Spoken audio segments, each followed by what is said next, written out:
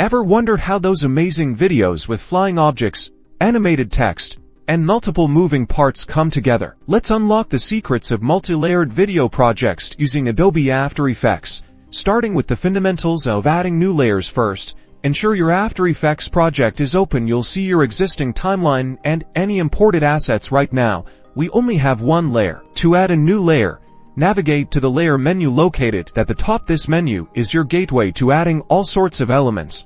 Within that menu, select New, and you'll be presented with options like Solid, Text, Camera, and more. Each of these options lets you create a different type of layer. Today, let's focus on adding a solid and a text layer. To get you started, choose Solid. A little window will come up offering details such as the size and color of this layer. Adjust the settings to your liking, then click OK to create your solid layer. Now, in your timeline, you'll see a new layer has appeared above your original layer and is covering it.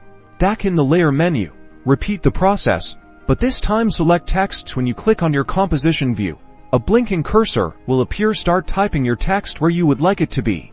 You'll see the text layer appears in your timeline as well. The order of your layers matters. Layers higher up in the timeline will appear on top of those below them. You can easily rearrange them by clicking and dragging them up or down the timeline. Congratulations, you now know how to add new layers, the foundation for building complex and engaging videos.